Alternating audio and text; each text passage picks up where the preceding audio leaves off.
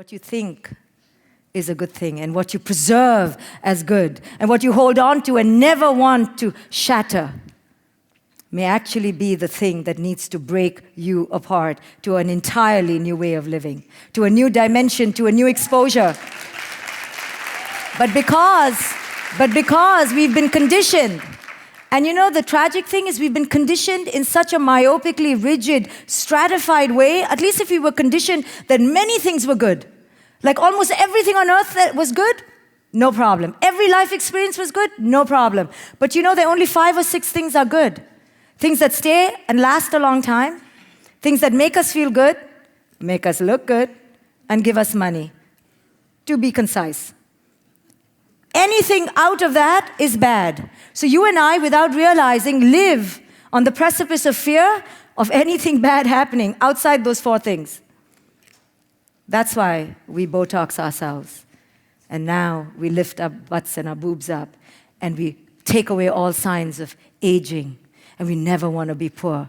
Your child comes home and says, "Mommy, you always told me you wanted me to be happy. I found what makes me happy." And we're like, "Yeah, what?"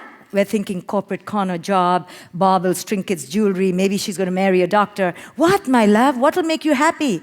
I've decided I'm going to give up all my possessions and go and volunteer in a war-torn country in Somalia, a part of Somalia. I'm going to go and volunteer and live on alms. No, my child, that's not what I meant when I said go find your happiness. Were you not listening to the other parts of the sentence or the other part of the lecture? There was a whole other section that you can't be happy without being wealthy. And you really can't be happy without being married. And you can't be happy without having children. I mean, this is what gives us all joy. Don't you see? The whole world is doing it. If the whole world is doing it, surely it means that it's giving us joy and happiness. But Mommy, you don't look happy. Of course I don't look happy, because right now, your happiness is my happiness. So it's only when you're happy I can look happy. So if I don't look happy, it's your damn fault.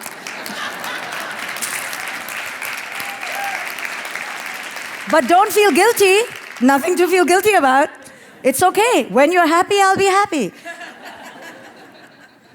Just be happy. But don't be poor. And when you're happy and well settled, and you find your partner and you have your children, right? And the kid is going, "I was so happy just playing with my blocks, but now she's told me when I'll be happy." So obviously I wasn't happy, so it's something else I have to look for. It's something so ephemeral, I don't even know what it is, because I really thought I was happy, but okay, because she's my mother and this is my father, I'm going to listen. So it's in the future. Damn, where is it? Oh, she's saying where? Oh, she's telling me. She's so loving. She's telling me where it is. I have to be well settled, which to me, I think it means some big-ass house with some cars in the garage, and then I have to find a partner and have children. And if my body doesn't allow me to have children, okay, that's not a good thing. I'm not going to be happy. And the person I have to marry has to be very well qualified. So probably I have to meet him at a very well qualified institution. So I have to study very hard, which brings us to today. I can't play with blocks anymore, because I have to go work very hard for my future so I can be very happy. I was really happy just playing with my blocks. No, don't play with your blocks. So this woman was a simple woman in a village, and one day she noticed a hole in her coat. But it didn't make her so unhappy. But then when she went outside and she met her neighbor, the neighbor said, "Your coat has a hole." And so the neighbor's judgment made her feel like, oh, okay, something bad, something wrong with me. Let me go look for the source. Sure enough, there was a mouse. So she sewed up the hole, and she was like, okay, I have to kill this mouse. Let me go find a cat. So she found a cat, and the cat was a good cat. They're good and bad cats too, by the way. And this was a good cat. The cat did what it was supposed to do and killed the mouse. But then the cat was not, sturdy and resilient. It needed food. So she needed to give it milk. So then she went to buy a good cow to give it some milk for the good cat. And then the cow, damn that cow, it would walk away and do things that animals do. So she was upset with the cow, bad cow. She had to do something about the cow. So then she bought a fence and she corralled it in a nice contained container. But that cow, so bad, always found a way to leave. So now she had to buy a cow hand, get one from the market, a little boy. So she bought a little boy to come and help, But damn, this little boy has an appetite. What was she thinking? She just thought they would work for her in servitude and slavery, but it had an appetite. So now she had to go and find a job. She had to buy new clothes. And one day she began thinking, maybe I was happier with the hole in my coat. So this progress that we're creating in the search for ubiquity of happiness, for the utopia of this place that we will arrive at, this tropical place called happiness, is the biggest lie of it all.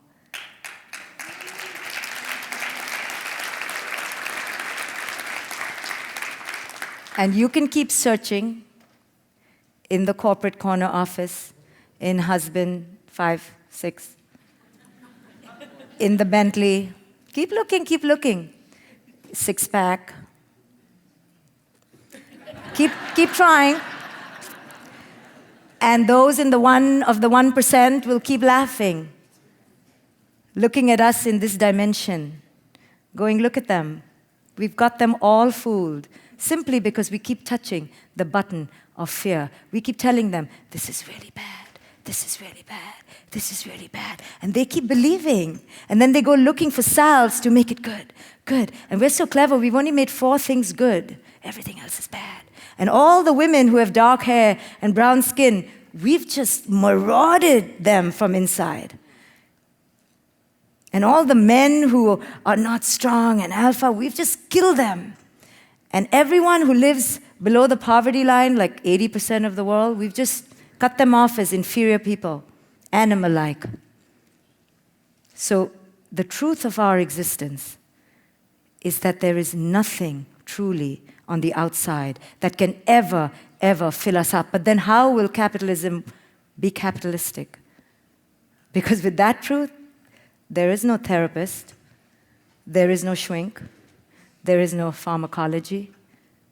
There's really nothing much. It's the mouse and possibly some holes.